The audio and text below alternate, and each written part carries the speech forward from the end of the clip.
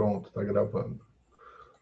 Deixa eu só verificar alguma outra coisa aqui. Não, tá certo.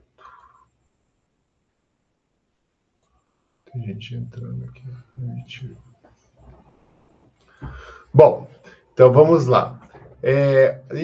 Nosso papo agora é sobre ética, né? Então a gente vai falar sobre ética. São pouquíssimos encontros. Então, por favor, um pedido, né, da instituição. A gente está mudando um pouco a nossa metodologia. Então, lá vocês têm a trilha, e aí vocês têm que fazer a trilha primeiro, para depois vir na aula, né? Então, por favor, não deixem de fazer a trilha. No caso da ética, tem um questionário que eu coloquei lá. Então, tudo agora vale nota. Então, tá lá, por favor, não deixe de fazer a trilha da saga, mas aí vem o questionário, que é introdutório, e que entra a minha aula, ok?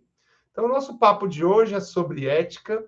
E aí eu pergunto a vocês, o que é ética para vocês? Pode escrever aí no chat, se quiser escrever. O que é ética para vocês? Ou alguém quiser abrir o microfone, né? Porque estou vendo que sexta-feira à noite vai virar meio que um monólogo do professor Sidney, né? O que é ética para vocês? Bom. Para mim, ética é educação. Isso vem em primeiro lugar. E as responsabilidades, compromisso.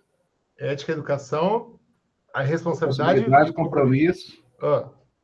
Para executar e para poder saber reconhecer a hora, o local. E é tipo isso. Ótimo. Bom essa diferença, né, de pensamento, né? Olha lá, ó, o João falou assim, ó, é valor e moral de alguém, né? Então, a gente tem concepções da palavra ética e moral diferentes um do outro, né? Então, a gente precisa agora dar uma alinhada nisso. Porque ética e moral são situações que são sinérgicas. E aí, eu só vou pôr um slide aqui que não tem a ver com o material, só para a gente, né, ter uma contextualização um pouco melhor. Agora sim. Bom, e aí o que acontece? Então, quando a gente fala de ética, a ética envolve um processo, né? A ética envolve um processo consciente de tomada de decisão. E moral, ela se manifesta nos padrões do comportamento. Ele é internalizado e ele é transmitido dentro da cultura moral.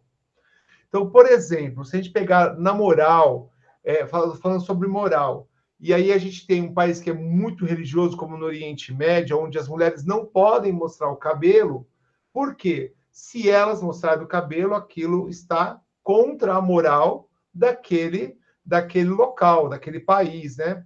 Lá por causa da religião. Então, a gente precisa entender que, quando eu falo de ética, é uma reflexão crítica do certo ou errado, do mal, do bem, do justo, do injusto, que se baseia na razão, envolve escolha, envolve tomada de decisão, questiona normas, valores, né? Então, tem um fundamento racional. Quando eu falo de moral, ele é um conjunto de costumes, tem a ver com hábito, com regras, que é transmitido culturalmente, de geração para geração, que é vivenciada no dia a dia. Então, a gente tem que entender que a moral, ela é uma prática que tem com a convivência, com a imitação. Já a ética, não, né? Então, a gente precisa saber que, quando eu falo de moral, ela não precisa necessariamente, eu coloquei, né? Não tem necessidade de uma reflexão consciente. Mas na ética, sim, tem uma necessidade de uma reflexão consciente. Isso aqui está fora, tá? É um adendo do que vocês receberam lá na plataforma de vocês, porque eu fiquei pensando, né? Como que eu vou contextualizar se eu não sei como que vocês estão? Se fosse uma sala de aula, ia ficar muito mais fácil a gente dialogar, né? O Hernani falou assim, ó, ética significa refletir sobre forma como agimos e convivemos com outras pessoas. Ela é ligada à ideia de fazer com que é certo respeitar os outros e agir com responsabilidade. Isso mesmo, tá? Então, tudo que eu aprendo de geração para geração cultural, eu vou falar de moral. Vamos falar assim mais rasgadamente, assim, né? De uma forma bem seca, tá? Então, se eu penso, aprendi culturalmente, estou falando de moral. Por exemplo, antes as mulheres não podiam andar mostrando acima do joelho. Hoje, as mulheres podem andar com um short bem curto que não está infringindo a moral. Mas se elas usassem esse tipo de roupa há 30 anos atrás, elas poderiam ser presas. Entendeu? 40 anos atrás, não sei, né? Poderia ser presa. Por quê? Elas estavam infringindo a moral familiar, né? Como que era falado na época. Então, a Leopold fala sobre isso. A ética é o que você faz quando ninguém está olhando. E é quando a gente pega para Aristóteles, né, que tem uma base muito forte quando fala sobre isso, ele fala que a ética é uma prática, é uma ação que diz respeito à conduta do homem em sociedade.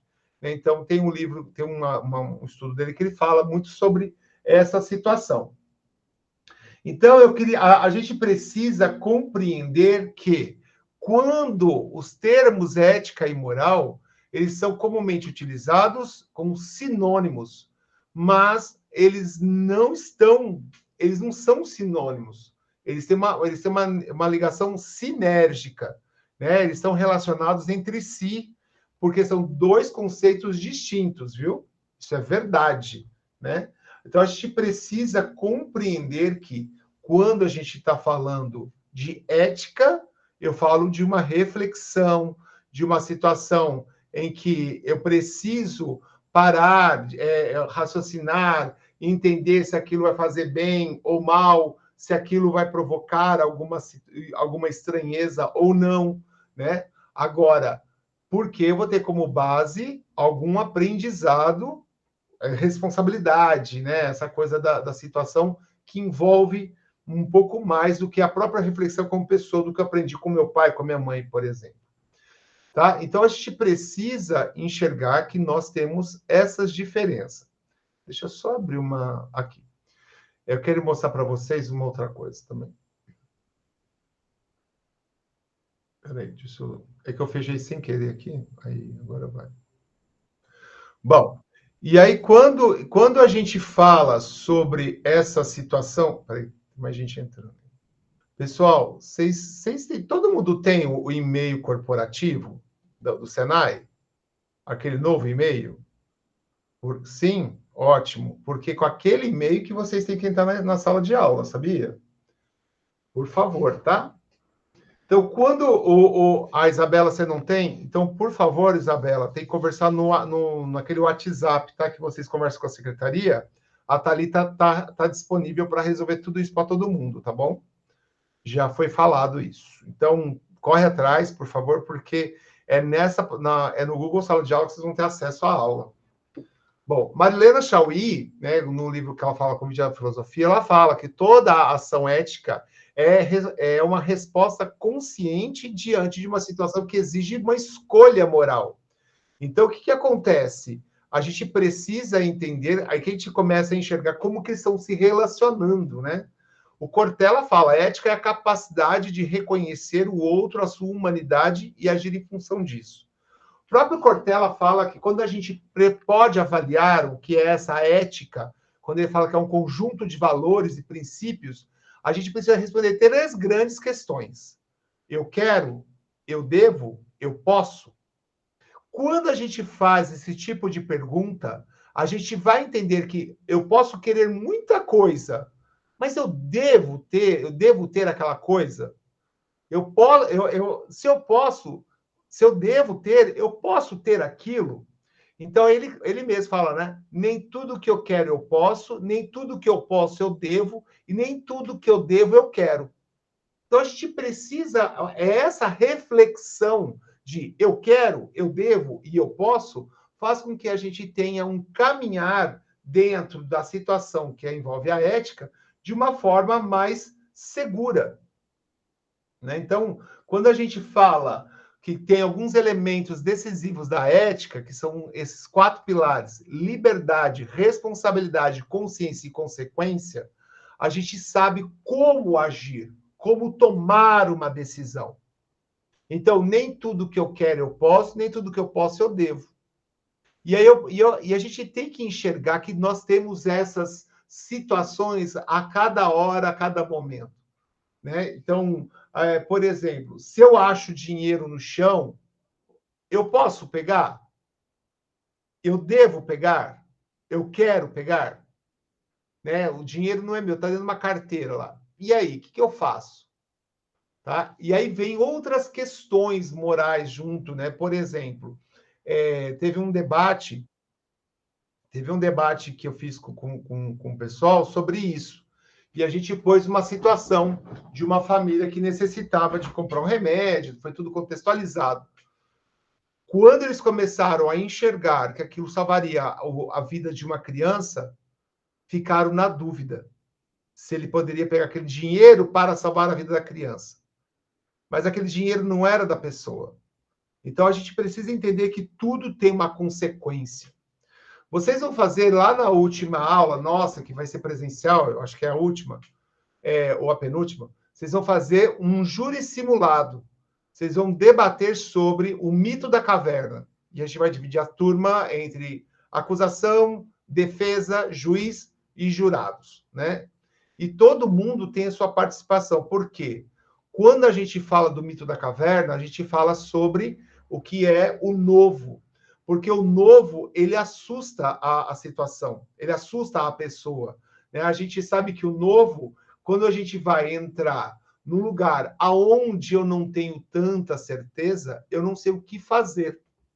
E esse novo faz com que eu fale assim, e agora? Né? E agora? E esse e agora faz com que a gente tome decisões, às vezes, um pouco estranhas. Né? Então, eu fiz essa introdução para que vocês entenderem que quando a gente está falando de ética, nós temos uma situação em que envolve o julgamento, a decisão entre o certo e o errado, entre o mal e o bem, né? Então, assim, envolve outras questões que tem que pensar no coletivo. Quando eu estou falando de moral, eu estou falando naquela situação de que um conjunto de hábitos, costumes, que pode interferir na minha avaliação. E aí, uma coisa é sinérgica a outra, são termos distintos, né? Então, a gente precisa ter essa certeza aí, tá? Então, vamos lá continuar. Agora sim, a gente vai entrar na nossa aula. Bom, então a gente vai falar da ética, lógico, aqui nessa nossa aula, a gente vai falar muito sobre dados, leis da LGPD, essas coisas, né? Acho que na primeira aula já falo de LGPD mesmo. Eu estou até aqui no contexto de LGPD. Então, a gente precisa, o contexto aqui, a gente precisa contextualizar que vocês vão ter uma base para compreender os fundamentos da ética, e isso vai ter muito diálogo para isso, e enxergar a privacidade, a gente vai identificar princípios éticos, regulamentações, que faz aí a situação dos dilemas sociais reais, né, na coleta de tratamento de dados, sempre está na nossa porta e batendo na nossa porta.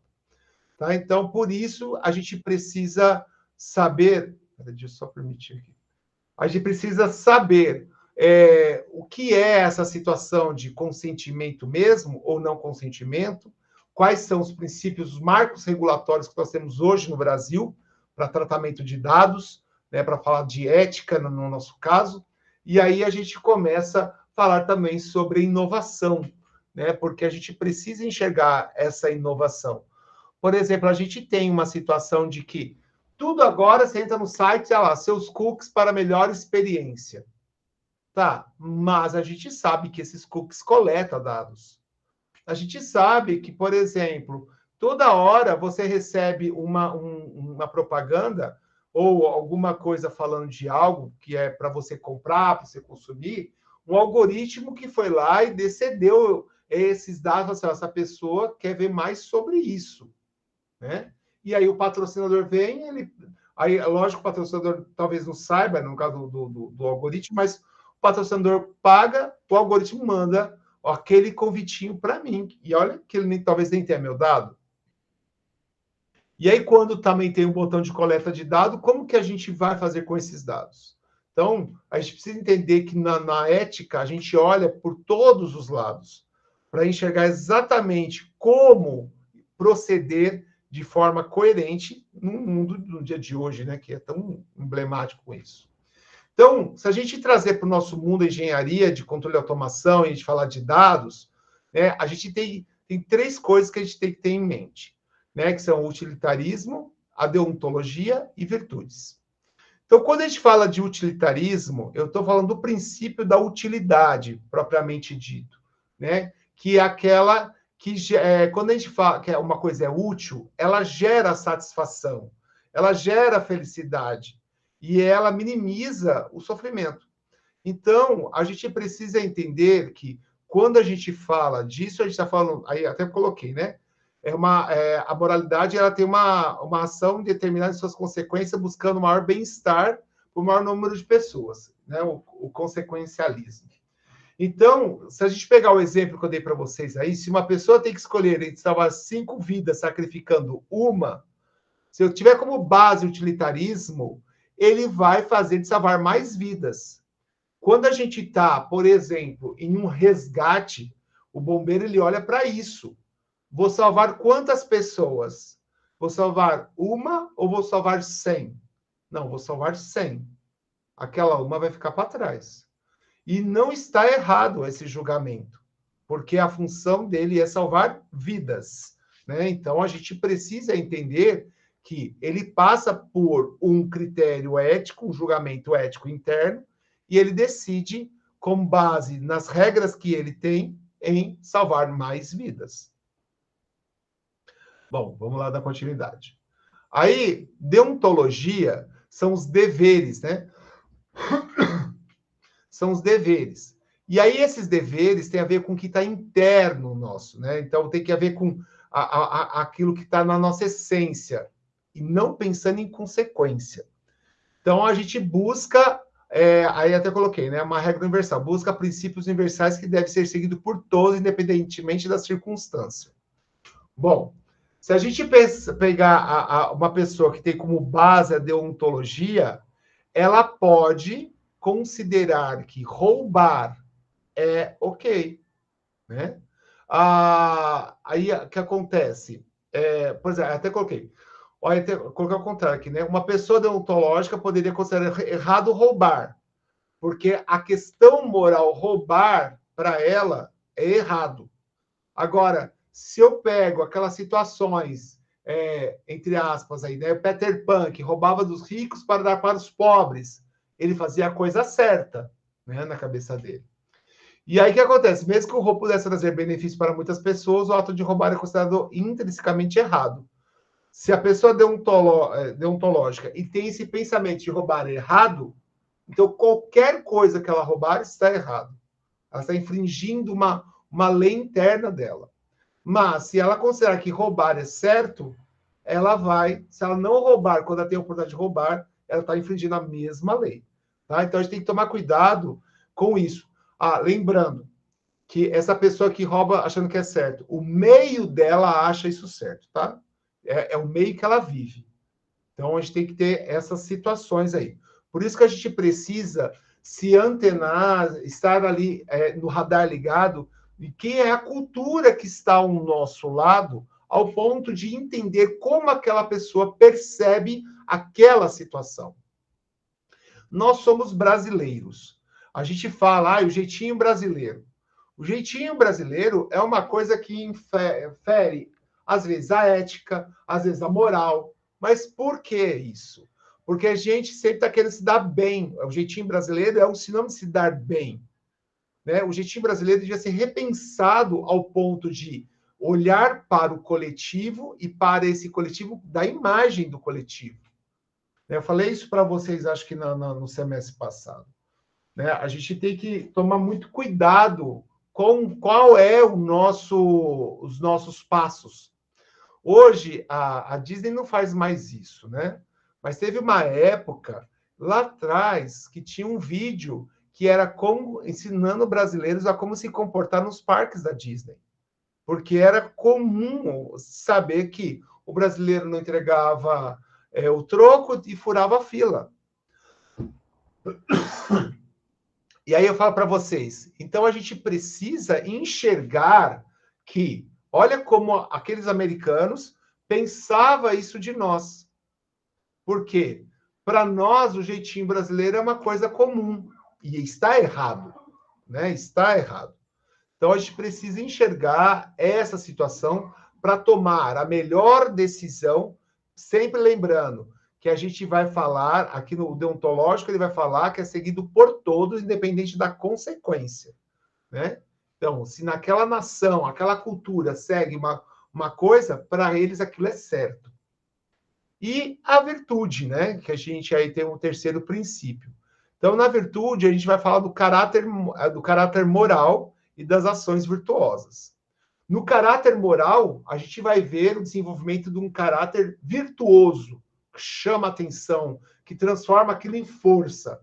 Então, falando de honestidade, né, de justiça, de coragem, né, e a gente, da pessoa que é digna, vamos falar assim, tá? E ações virtuosas são ações que são corretas, né? Para aquela pessoa. E a gente espera isso de pessoas virtuosas, né? De pessoas que têm um caráter moral forte. Aquele nosso herói. A gente espera do herói uma postura de virtuoso, né? Uma postura ética virtuosa.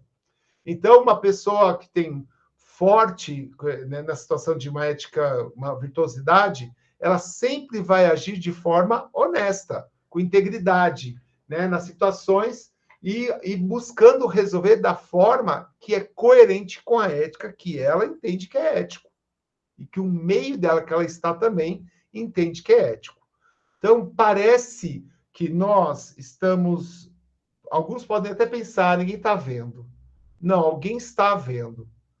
E esse um desses alguém, para um religioso, pode ser Deus, por exemplo, né? Então a gente tem que tomar muito cuidado com isso. A gente precisa enxergar que talvez eu faço, por exemplo, quero perguntar para vocês, quando a pessoa cola na prova, ela feriu a ética, ela foi antiética ou ela não foi, ou ela não teve moral para fazer isso? O que ela feriu? A ética ou a moral? Quando ela cola na prova. E aí? O que vocês acham?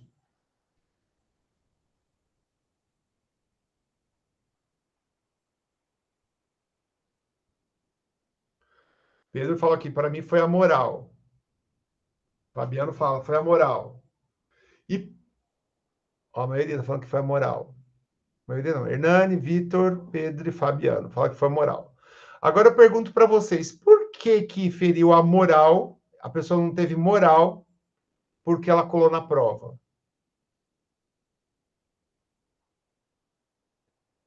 Me justifica isso daí.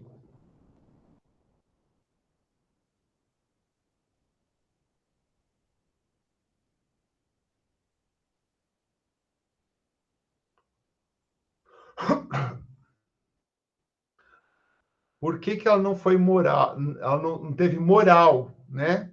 Para falar e colar na prova. Gente, só ligar o negócio aqui.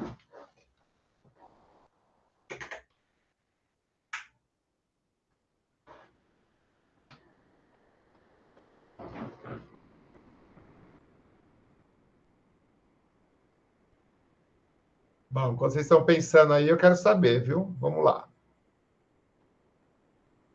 Bom, até que a Hernani colocou: escolher colar, a pessoa ignora esses valores, buscando uma vantagem que não é justa nem verdadeira. Pedro diz: porque ela não foi honesta com ela mesma na hora de estudar e não teve caráter de aceitar isso. Fabiano, porque achou que poderia passar por despercebido e acreditava que era uma vantagem. O que vocês estão respondendo está correto, né? Além disso, pode trazer uma situação ruim para todos da turma, né? Então, a gente precisa enxergar que, quando eu falo dessa situação, né, do que é essa situação moral, né, a gente precisa ver que eu posso trazer problemas para outras pessoas. No caso da prova, uma turma toda pode ter consequências em relação a isso. Bom, quando a gente, então, só a gente fazendo aqui um pequeno resumo, né, quando eu falo do utilitarismo, que ele busca o bem maior, né, e aí tem consequências disso, né, então, faça o maior bem ao maior número. Então, foca nas consequências das ações, buscando maximização da felicidade geral. Quando eu falo de deontologia, eu estou focando no dever, né, que é nas regras, do que é moralmente correto. Então, é seguir as normas morais e leis, né, independente das consequências. Então, cumprir deveres e regras morais. E quando a gente está falando de virtude, né, que a gente começa a enxergar essa situação da ética de virtudes, que a gente fala de agir integralmente, a gente está falando de se concentrar em desenvolver um bom caráter para agir de acordo com as virtudes, né? E aí a gente vai falar de honestidade, de coragem. Então, são modelos essenciais que a gente tem que perceber, e agora a gente vai trabalhar daqui para frente essa situação, tá? E a gente precisa saber como devemos agir. Quando vocês fizeram o plano de carreira, vocês agora podem voltar no plano de carreira e enxergar como que vocês vão agir de forma ética, né? Sendo virtuoso, atingindo o objetivo de vocês de forma virtuosa. Né? Aí eu até coloquei, por exemplo, ao decidir entre melhorar a performance ou preservar a privacidade, qual princípio prevalece? Alguém sabe responder? Ao decidir entre melhorar a performance ou preservar a privacidade, qual princípio prevalece? O utilitarismo, deontologia ou ética das virtudes?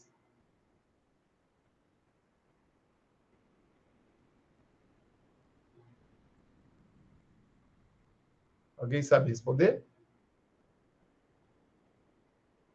Essa pergunta que ela é bem capciosa mesmo, tá? Deontologia. Boa. Vou voltar aqui, Hernani, só porque o Hernani responde aqui. Deixa eu só voltar aqui. Porque na deontologia eu vou falar de regras, né, de morais, de leis, né?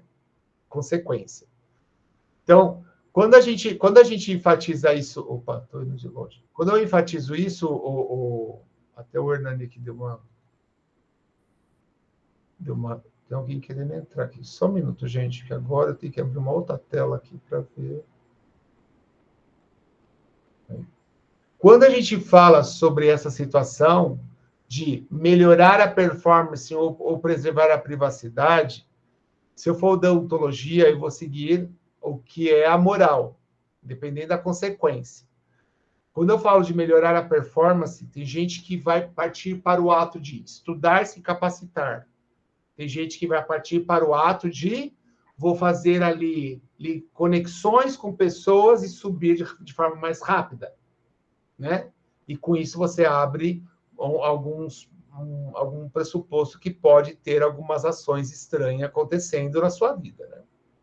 Então, quando a gente fala de privacidade e anonimização, então, a anonimização, de anônimo, né?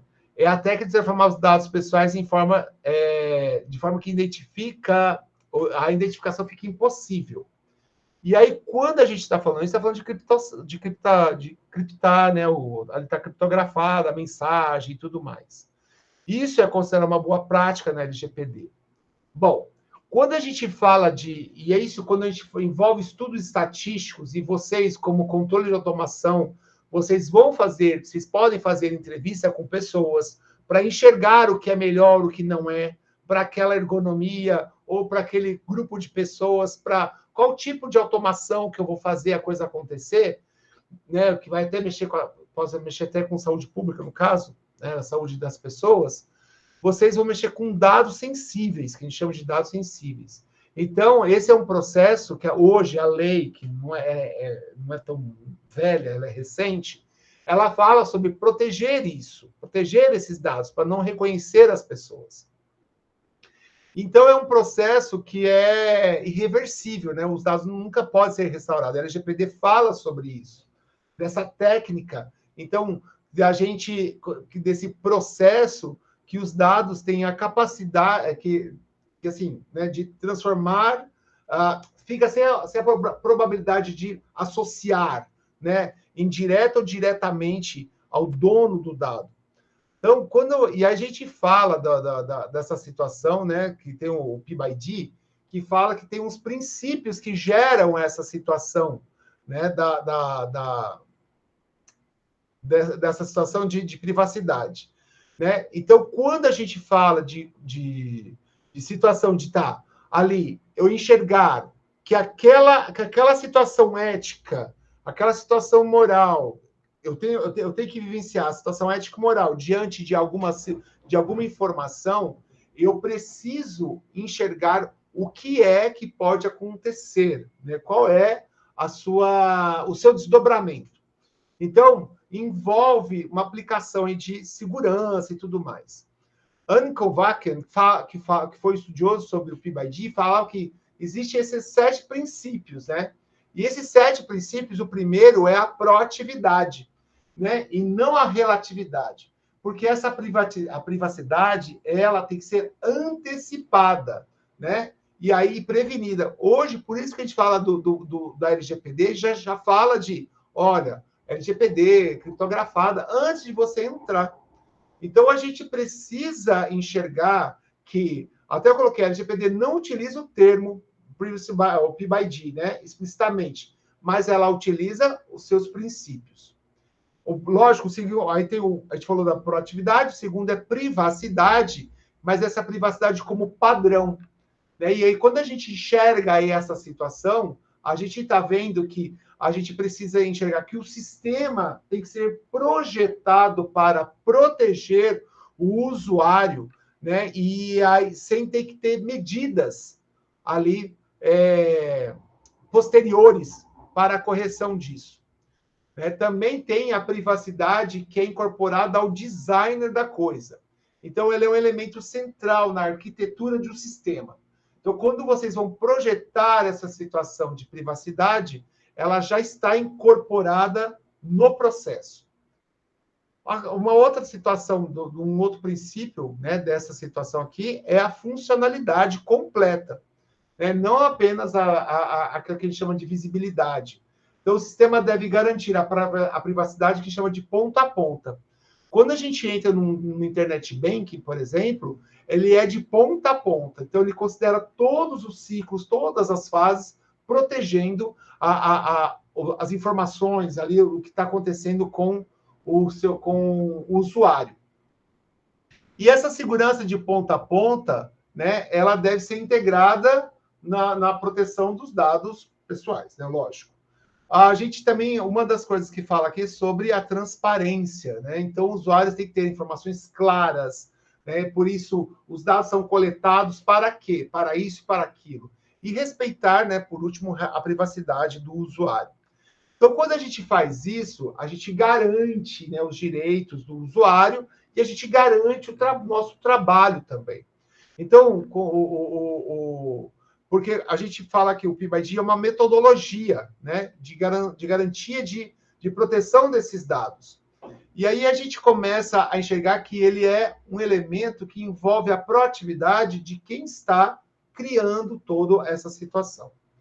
Bom, quando a gente fala de violar a situação, e é uma das coisas que a gente vai fazer hoje, entender dessa violação da proteção dos dados, a gente quebra, né, a confiança do usuário. No Brasil, a gente tem a LGPD, uma situação clara, e agora todo mundo sabe, mas nós temos outras 2 leis internacionais aí que também regulamentam essas situações. Então, na LGPD, a gente envolve pessoas, processos, tecnologia, né, que formam uma abordagem integrada que garante o uso responsável desses dados. Tá? Por quê? A gente precisa sempre pensar no direito do usuário. E aí a gente garante a transparência, né, de maneira muito clara. Tá? O processo tem que ser bem claro, né? Então ele inclui ali fases que você... Essa situação de duas vezes, né? De enxergar duas vezes lá, como chama? De proteção por nem sei falar agora, gente. Quando eu ponho... Não é digital, eu tenho que pôr minha digital duas vezes para dar a situação para ter acesso, né?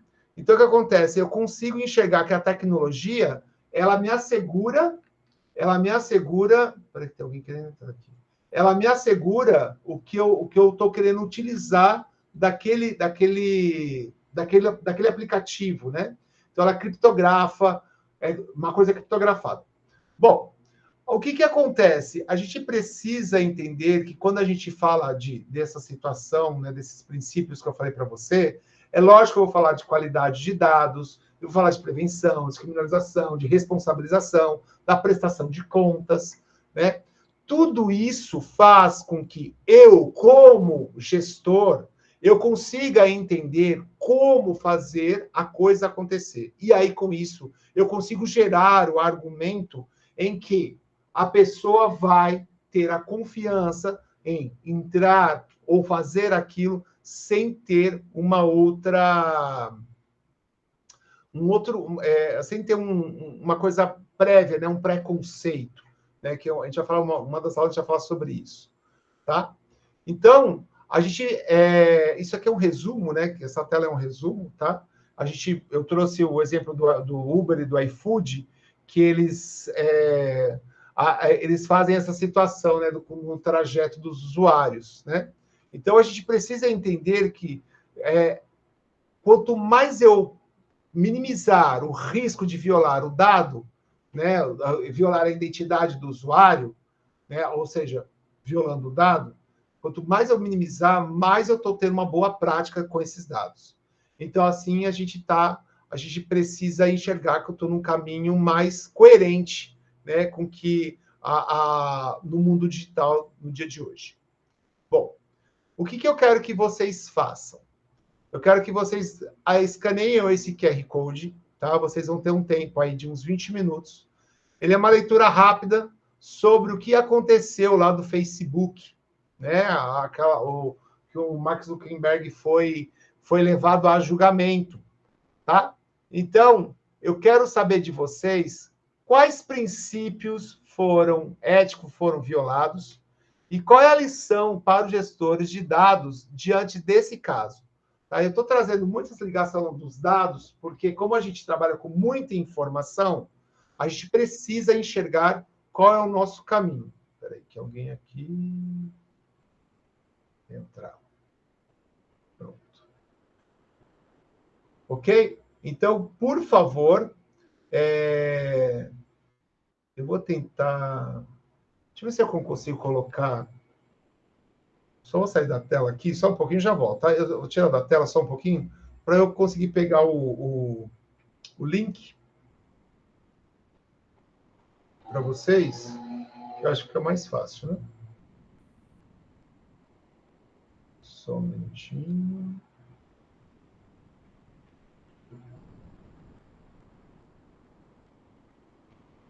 Aí. Vou pôr aqui no chat. Aqui.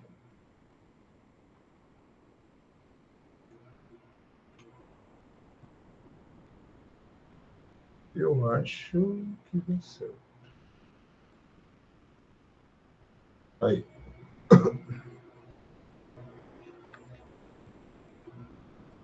Bom, então, por favor, leiam a matéria, tá? Ela não é longa, não, ela é curtinha. Vou abrir aqui também.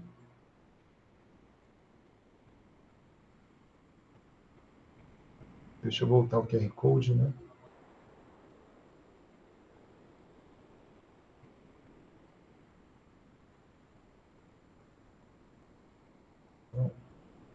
Agora voltou. Aí leiam a matéria.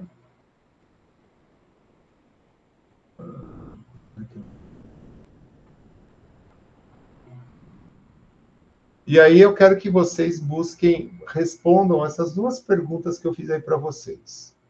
Tá?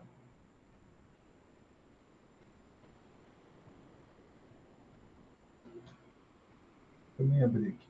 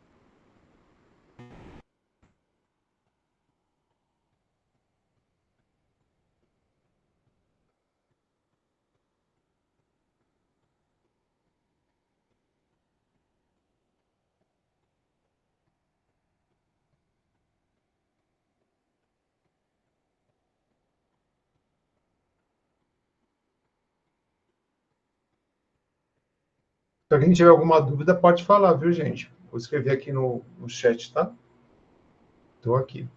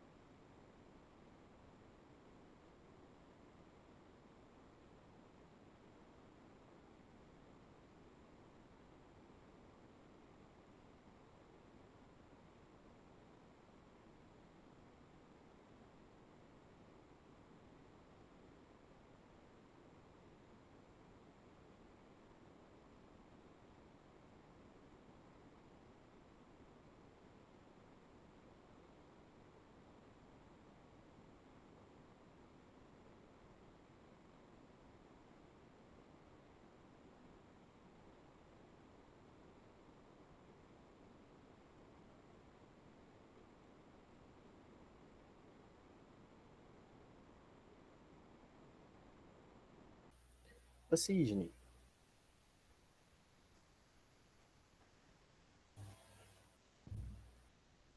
Ô, Sidney.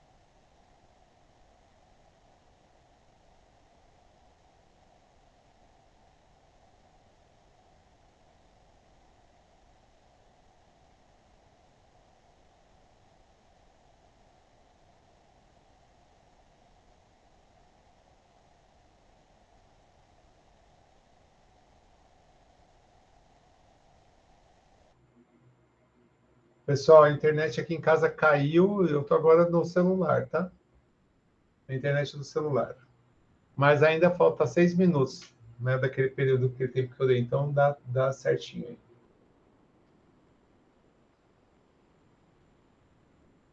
Deixa eu abrir.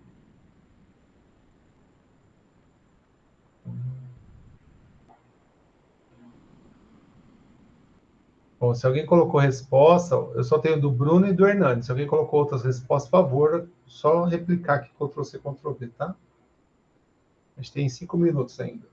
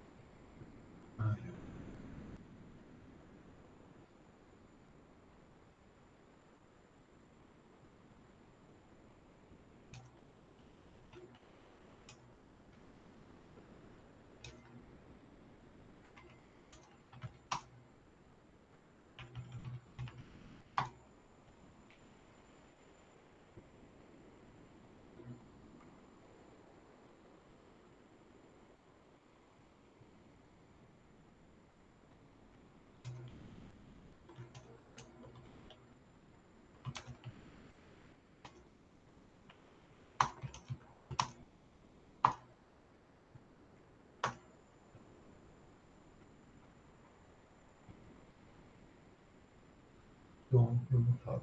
Transparência.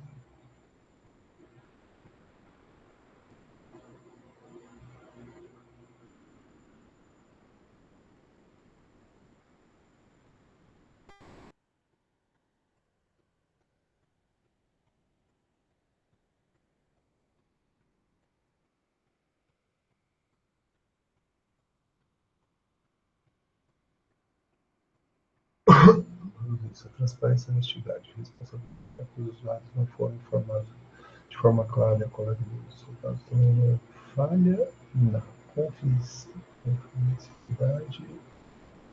confidencialidade, e o compromisso com a proteção.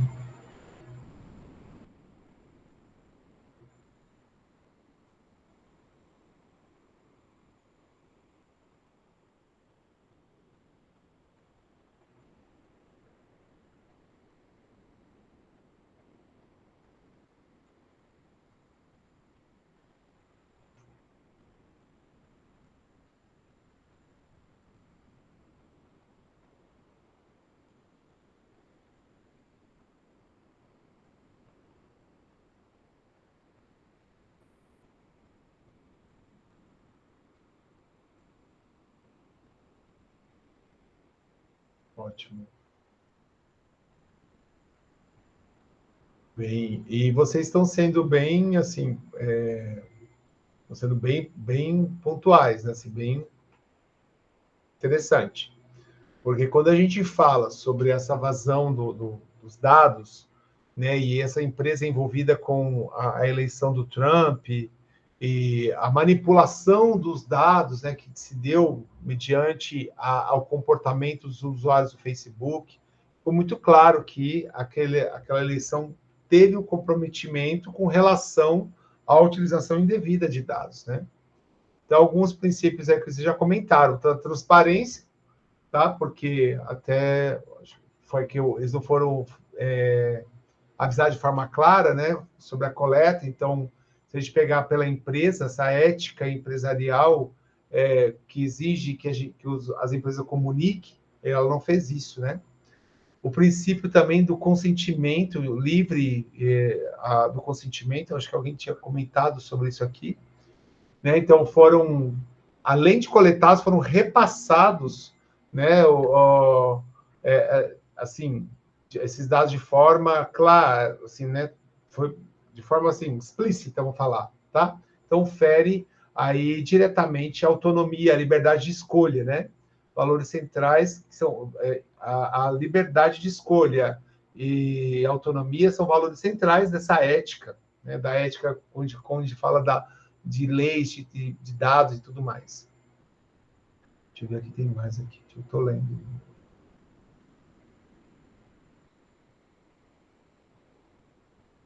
O Guilherme está falando da decisão.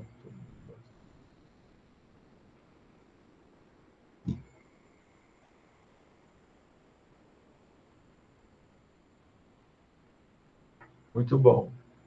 O jogo.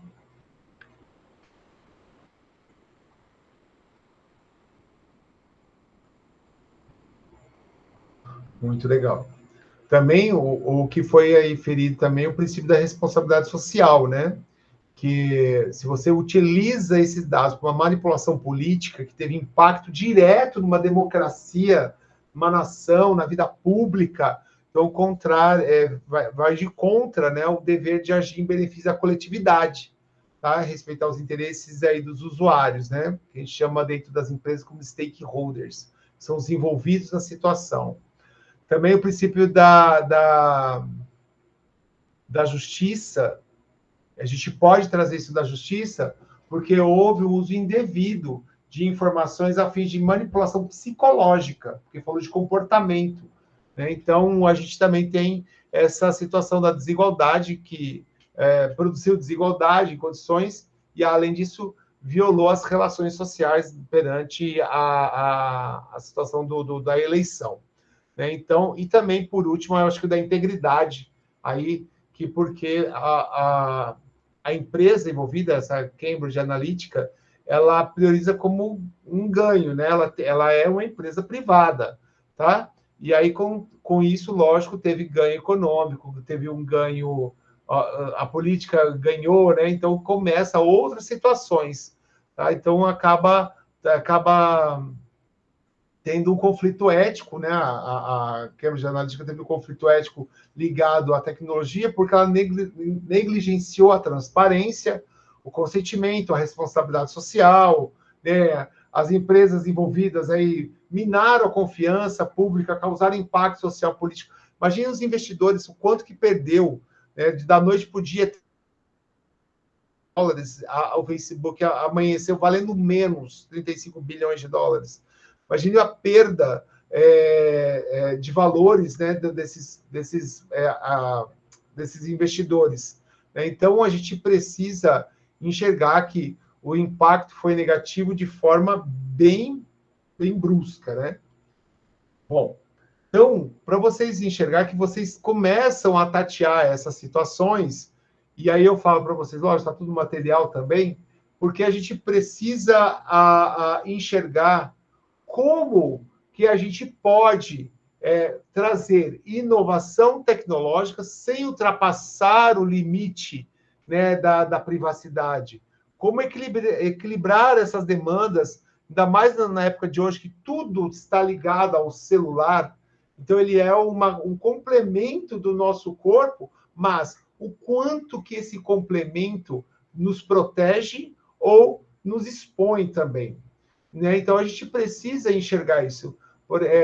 A gente tem algumas situações, né, por exemplo, tem aplicativos que eu estava olhando que tem a ver com essa situação de movimente-se, ginástica, dentro de casa, o tanto de informações que ele coleta. Ele coleta até, tem um dos aplicativos que pede até o que você come durante o dia, para falar que vai fazer para você uma dieta equilibrada, né? Sendo que ali é tudo modelo, um robô fazendo isso, o algoritmo trabalhando junto, mas eu falo para você, o tanto de informações que esses aplicativos pegam de nós, né? Pegam a gente sem a gente entender, né? Então eu falo para vocês assim, será que em nome da inovação, né, de toda essa inovação que a gente vive, que a gente tem de facilidade, olha agora, cada um na sua casa ou em algum outro lugar, um está tendo churrasco, né, assistindo uma aula de ética, olha o tanto de inovação que teve aqui. Isso não se fazia tão fácil antes da pandemia, por exemplo. A pandemia foi logo há alguns anos atrás, né? Há 10 anos atrás era impensável isso, né, de uma forma popular, né? Já se fazia, mas não de uma forma popular, uma aula EAD assim, desse jeito. Aí eu falo para vocês, será que em nome da inovação a gente pode abrir mão da privacidade? Porque olha o tanto que a gente expõe os nossos dados quando a gente está falando de inovação. Né? Tudo a gente precisa saber do comportamento da pessoa. Tudo a gente vasculha essa situação. E aí eu falo... O Samuel colocou aqui, era para os gestores de dados serem transparentes em relação à coleta de dados e suas aplicações. Tá? Ok, obrigado, Samuel. Então, a gente precisa enxergar que esses limites somos nós, como gestores, que a gente vai implementar quando a gente desenhar o processo. Quando vocês forem pegar informações de trabalhadores de uma planta para trabalhar a automação daquela situação ou para controlar um processo, como que vocês vão trabalhar esses dados, como que vocês vão coletar esses dados. Na pesquisa científica, por exemplo, eu que estou pesquisando famílias, como eu já falei para vocês semestre passado, foi passado por um comitê de ética e pesquisa, que é ligado ao Ministério da Saúde, todo o comitê de ética é ligado ao Ministério da Saúde. Eles verificam se eu não vou interagir com seres humanos ao ponto de machucar, causar trauma, de forma indevida pela integridade da pessoa. E aí, depois disso, é feito um termo, aí passa por uma aprovação, é um comitê, e aí esse comitê libera um termo, que chama TSLE, né? Termo de consentimento. E aí o que acontece? A família tem que assinar esse termo. Todo mundo fica sabendo, os envolvidos, né? Eu e os pesquisados sabem exatamente o que eu vou perguntar, por que eu vou perguntar, de que forma eu estou coletando aquele dado e de que forma eu vou trabalhar o dado. Só para vocês terem, só para o quinta do ano dado, para mim, por exemplo, ter a certeza de que quando a pessoa lê a minha tese, ela não vai identificar a pessoa, não vai chegar na pessoa e não vai ter interação com essa pessoa. Isso é um cuidado. Então a gente vê que, por exemplo, eu consigo extrair inovação, um novo olhar sobre aquele problema, que é um problema que a gente está pesquisando, mas com uma situação de de proteger aquela pessoa, o dado dela. Então a gente precisa entender que existem meios, e é esses meios que vocês vão começar a buscar para trazer novos dados. Bom, alguém quer falar alguma coisa, gente? Porque já entendi que numa aula dessa aqui, eu sei que da próxima aula eu vou ter que ter mais interação para vocês falarem, né? Mas sem problema nenhum. Tá? Então, professor, o senhor me escuta bem? Te escuto, Samuel. Então, é muito importante isso que o senhor está trazendo em relação... igual esse exemplo que você trouxe, assim, de deixar claro para a pessoa que ela não vai ter... as pessoas não, os dados delas não vão sair de forma sem autorização dela e tudo, mas, principalmente no caso aí que foi citado na matéria, e também hoje em dia, é uma luta quase, assim, perdida. Quando se trata do Estado e das Big Techs. Porque se a gente for parar para pensar, olha só, financeiramente hoje, todo mundo sabe que você não tem mais privacidade. A financeira. Se você utilizou o Pix, você deixou bem claro que os seus dados bancários, antigamente, não tinha tanta privacidade também não, mas pelo menos assim, o banco privado ele conseguia ali manter alguma coisa e tal, mas hoje em dia não existe mais essa possibilidade. E aí você vê que a ética do Estado já acabou nesse momento. E agora, aí o questionamento é, se o Estado, nem o Estado que deveria prezar pela ética não está prezando, quem dirá a empresa privada? Porque no caso ali da matéria, o próprio Estado foi também um dos interessados dos dados, se a gente for fazer uma análise. Ah, sim. Porque teve fim político. O Estado, o partido político, né, que fez isso, né? Tá certo. Não, o que você toca num assunto que o Brasil está correndo atrás dos marcos, né? São esses marcos regulatórios aí. A gente entende que, por exemplo, se eu pegar o Brasil, olha como que é a coisa. Se eu tenho uma política pública, eu consigo meio que cercear algumas coisas. A LGPD é uma conquista muito grande para nós. Aí agora teve a situação do Felca, vamos trazer um exemplo aqui que está, né, novinho. O Felca que foi lá e denunciou o rapaz lá, o Ítalo Santos, e ele fez uma pesquisa de 1 ano. Aí eu falo para vocês, aí o Ítalo Santos ganha dinheiro utilizando a exposição e dados ali que todo mundo vendo acontecendo. E aí o que aconteceu? Precisou de uma pessoa fazer um estardalhaço, como ele fez, para criar um marco regulatório do uso de imagem de crianças, não sei o quê, na exploração no mundo digital. Então, assim, lógico que a gente ainda está engatinhando em alguns pontos, sim, mas, por exemplo, a LGPD foi um grande ganho. Eu trabalho com o Conselho Regional de Contabilidade, e lá aqui o Conselho já ganhou pela 5ª vez como gestão exemplo, né? O melhor gestão exemplo do Brasil. E aí, o que acontece? Tem que ver o que é essa situação do LGPD de ponta a ponta. Como eu tenho a possibilidade de estar lá, eu vejo a situação de uma instituição, que é uma autarquia, respeitando corretamente de ponta a ponta.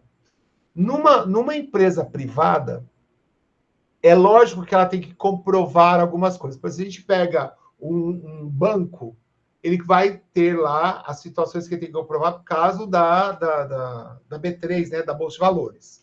Mas se a gente pega empresas um pouco menores, a gente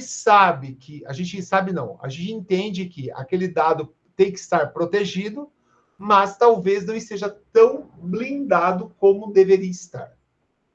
Então, a gente precisa compreender como que as empresas sabem dos meus dados. Por exemplo, hoje quase que eu caí num golpe. Um aluno que não conversa, foi aluno meu lá em 2018, 19, 18, acho que foi. Hoje ele falou, do nada ele entra e fala assim, oi, tudo bem? Isso aqui está precisando de um Pix. Como que essa pessoa conseguiu os dados dele? Então, alguém não está protegendo de ponta a ponta o sistema.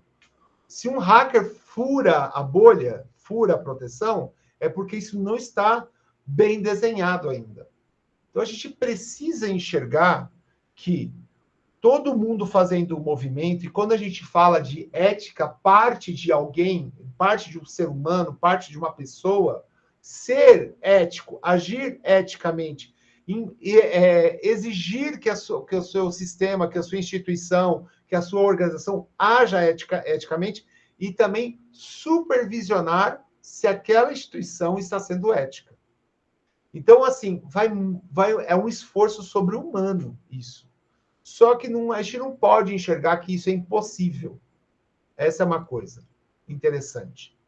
Nós temos nações, por exemplo, se a gente pegar a Dinamarca, aquelas nações aonde um político, por exemplo, ele não tem salário, super salário. Ele tem uma ajuda de custo razoável, que é baixa, eles mesmos falam que é baixa. O cara não tem um apartamento lá, um apartamento, não sei o nome lá dos imóveis deles lá, que eles ficam como se fosse num hostel, só que é deles ali, né? É para eles. O governo paga como se fosse um hostel para eles. Mas é hostel. Então é o que eu falo assim para vocês. A gente toma muito cuidado. Ainda mais com o Drex vindo aí. Verdade, Paulo. O Drex vindo, você imagina como que vai ficar a situação. Primeiro de tudo, você imagina a inovação. Drex, então é a nossa nova moeda.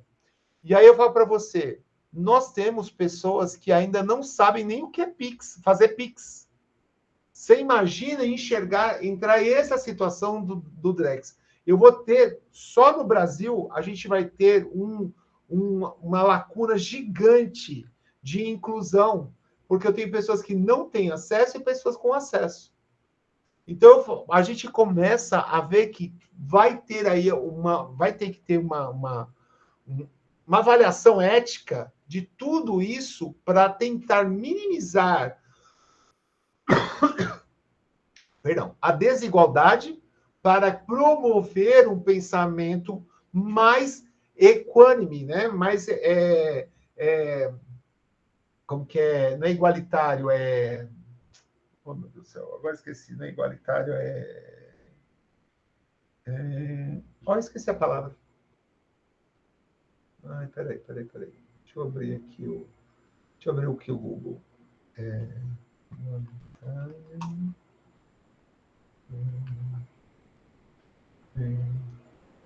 Só um minuto. Deixa eu pegar aqui a palavra certinho que eu quero falar para vocês.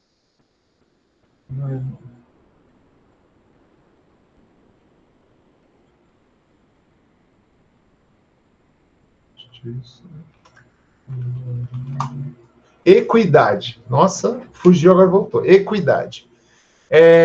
Você imagina agora quando a gente precisa entender de trabalhar equidade. Equidade é diferente de igualdade. Né? Existe um desenho aí que é muito comum achar, quando se coloca igualdade, equidade, justiça, tem um desenho do caixote, né? Das crianças no caixote. Então, se eu falo de igualdade, que é o que a maior parte das pessoas falam, todos têm acesso às mesmas coisas. Igualdade, o Pix está aí, igualdade para todo mundo. Agora, todo mundo consegue fazer? Equidade é quando eu dou diferentes meios para que todos consigam ter o mesmo acesso. Aí eu estou falando de equidade. E quando a equidade começa a acontecer, aí vem a justiça, porque eu consigo consertar o processo, né? A política, a regra que estava infringindo o social. Por exemplo, essa empresa que vocês leram da matéria, ela está envolvida com o Donald Trump, que ele ganhou as eleições. Ela está envolvida com a saída com a situação lá do Brexit, né, da saída do Reino Unido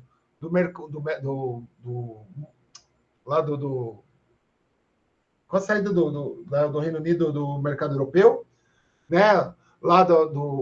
Então eu falo para vocês, olha onde essa empresa está envolvida, em duas situações que pode movimentar o mundo. E a gente precisa enxergar que tudo isso tem a ver com o que acontece com os dados, com as pessoas e seus dados, né? A gente tem um filme, deixa eu pegar o nome do filme certinho aqui, que eu vou indicar para vocês. Espera aí. Só um minutinho aqui, espera aí.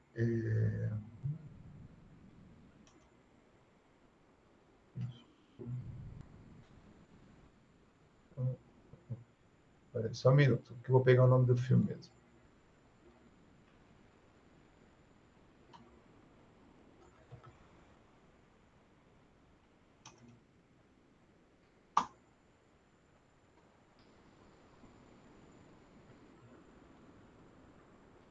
Ai. Não é esse aqui, não. Gente, tá como um dos... Só pegar... Espera que eu te pegar o nome do filme certinho aqui.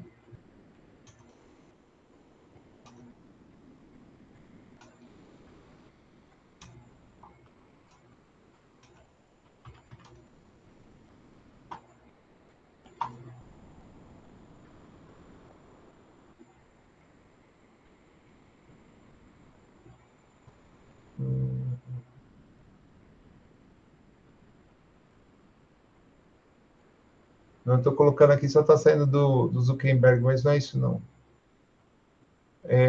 Depois eu falo para vocês o nome do filme. Tem um professor que chama Snowden, Herói ou Traidor. Ele é um caso parecido. Não, esse é legal, do É bom. Snowden. Mas é como se fosse um documentário, não é? Isso. Ele é bem legal. A Rede Social, que é um filme antigo que fala do surgimento do Facebook, mas não é esse, não.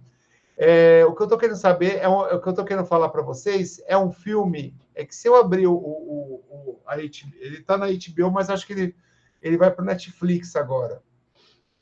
Deixa eu abrir certinho, que ele fala sobre exatamente o quanto ético é a tomada de decisão de uma pessoa que tem na mão o poder da informação, né? Deixa eu só abrir aqui que eu falo para vocês, já que eu assisti o filme. Assistidos.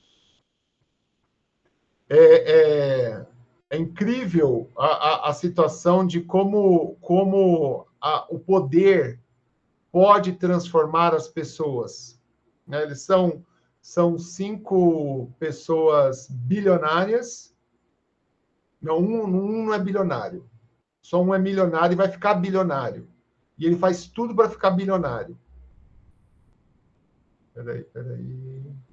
Nossa, gente, só porque eu quero... Agora que deu aqui a chance de mostrar o filme para vocês, eu não estou achando o nome do filme. Mas não se preocupa, não. Eu vou procurar o nome do filme e eu coloco para vocês. Vale muito a pena vocês assistirem, porque a gente vê exatamente o que a gente está falando agora. O que é... Aí eles falam que eles começam a luta no Oriente Médio, eles têm o poder de fazer a luta acontecer, a luta terminar, a guerra civil está na mão deles. Né? Então, é bem interessante.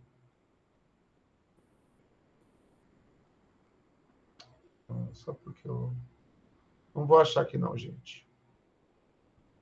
Hoje ainda eu ainda vi ele de novo, a chamada do filme. Não vou achar. Não vou. Não. Eu vou achar para vocês e vou recomendar para vocês assistirem, por quê?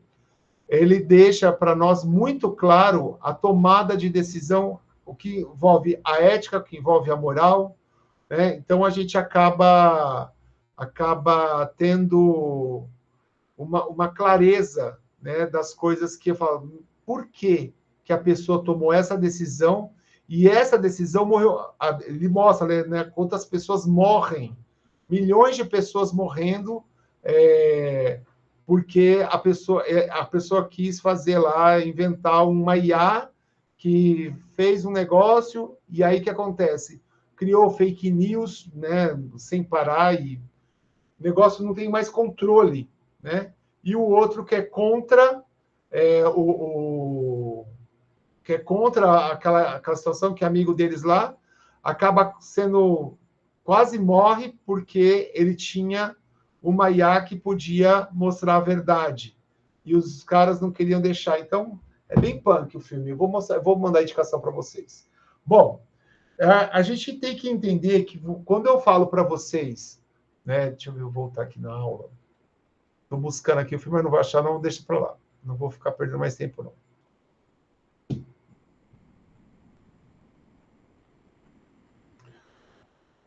Então, quando vocês estiverem diante de uma situação que envolve um julgamento, então comece a pensar, o que está sendo julgado, a moral ou a ética? Né? Então, vocês precisam agora se preparar para o nosso encontro 2, né? Ele já está lá liberado.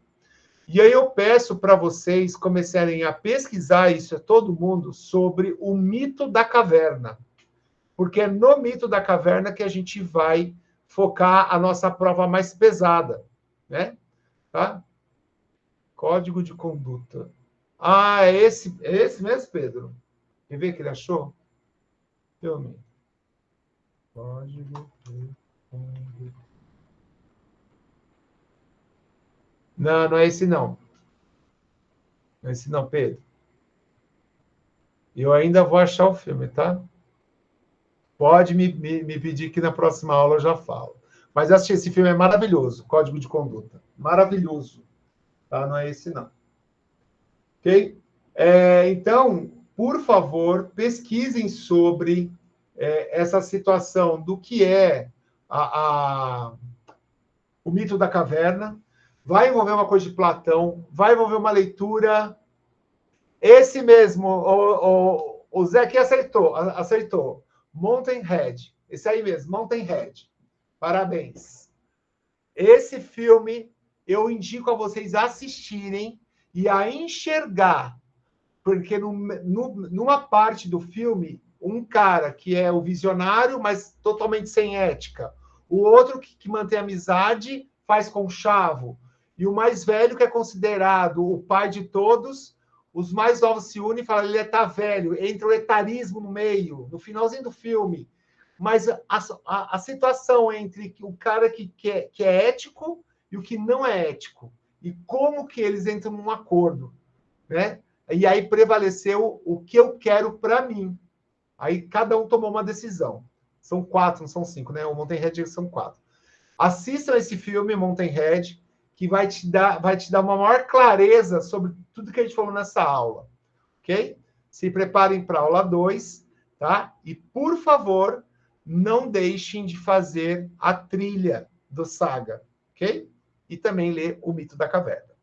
Gente, por hoje é isso, né? Não tem uma atividade para casa em si, mas tem o que vocês precisam se preparar aí, tá bom? Lembrando que tudo que está na trilha vale nota, tá certo? Então, por hoje é só. Espero encontrá-los em breve, né? Não sei quando é a nossa próxima data, que meu calendário aqui não está aberto. Não está aberto. Eu fechei ele, então não sei quando é a nossa próxima, mas é em breve, ok? Pode já realizar, Pedro.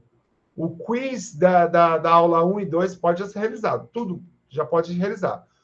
O que acontece, Vitor, onde é a trilha? O Vitor está perguntando. Bom, quando vocês abrirem a plataforma Canva, né, no Canva, ele tem uma sequência, né? É aquela sequência a trilha. Entrou no material da saga, faz toda a sequência saga. Botou outro negócio, entrou no outro material da saga, faz toda a sequência da saga. Por quê? É isso que faz complementar a quantidade de horas que é dessa disciplina, que envolve leitura, envolve algumas atividades que vocês precisam complementar. Então, é chegar na aula com a dúvida pronta, né? Como eu falo, né? Então, a gente precisa estar mais pronto para essa aula, ok? Então, sempre pensando, a gente vai usar a metodologia, chama sala de aula invertida, né? Vocês vão chegar na aula com o material lido, né? Com a pesquisa feita, tá? Porque aqui a gente só vai debater de forma rápida, tá certo? Então, por exemplo, no encontro, vocês vão fazer a trilha, fazer o quiz, vocês vão se preparar para o encontro 2. E no encontro 2 a gente vai falar de viés, né? O que é esse viés? Aí a gente vai falar de viés algoritmo também, porque a gente está falando um pouco de dados, né? Só que aí a gente vai parar um pouco de falando de dados, tá? Eu só vou falar isso aqui por causa dessa sessão da LGPD. Depois a gente vai entrar no mito da caverna como um todo. Mas, por favor, leia o mito da caverna, tá? E assista o Mountain Head. Não, Pedro, não tem problemas. Nessa questão que você prepara para a aula, que é a questão, que é o questionário que eu fiz, tá? Ele ali tem uma pontuação fixa. O da saga, por isso que eu falo, faça o da saga primeiro. O da saga vai te preparar melhor para essa aqui. Na minha só tem uma chance, tá bom? Então tem que tomar cuidado ali. Agora da saga não, da saga pode ir fazendo e ele vai te preparando. E lá vai dar uma notinha também, mas lá é a maior nota. No que eu fiz no que eu fiz é uma vez só, tá certo? É isso aí. Gente, um grande abraço, sextou para todo mundo, por favor, aproveitem a sexta-feira de vocês, né? Que a vida é muito pequena, muito curta, para a gente não aproveitar as oportunidades. Beijão no coração de todos e morrendo saudade de vocês, hein? Espero reencontrá-los em breve. Tchau!